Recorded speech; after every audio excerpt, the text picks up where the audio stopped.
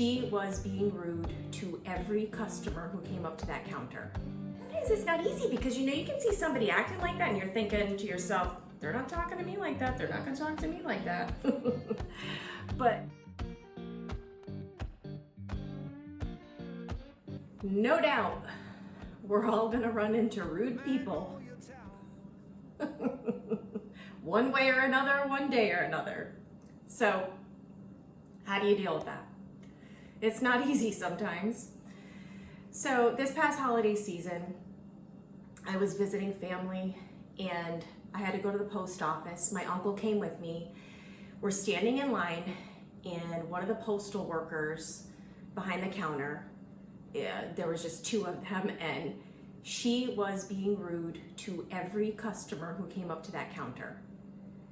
And my uncle is rolling his eyes and I'm standing there watching this and I'm talking to God under my breath. I don't care if people are looking at me like I'm weird. I don't care. I talk to God all the time. And I'm like, Lord, I'm not in the mood for the rude. I'm like, Lord, please don't let me get her. I don't want to be her next customer. Just not wanting to deal with this today. So as the line is approaching the counter, it's very apparent she's gonna wait on me. And I'm thinking, all right, I've got a choice to make here. And I'm thinking of the scripture that says, a soft answer turns away wrath. So I go up to the counter and I said, hi. I said, I hope you had a nice Christmas and I hope you had a chance to relax. And she stopped. And she said, why, yes, I did. Thank you. Thank you for asking. And she started telling me about her holiday. So from then on, what a beautiful experience. I had taped up my boxes before I got there that day, but this woman was adding extra tape. I couldn't believe what I was seeing. I mean, she was flipping the boxes over 2 times and she says, I just want to make sure that this is very secure. I mean, there was nothing that was going to fall out of those boxes after she got through with them. And then she sees that my purse was kind of a little bit too stuffed and I couldn't get my things out of there. And so she starts giving me tips on how I could clean my purse, which was really sweet. And I so appreciated it. So we're having a wonderful time and she's smiling and laughing. And I'm thinking, I am so glad that I didn't allow her bad attitude to make me have a bad attitude, because I had a choice to make.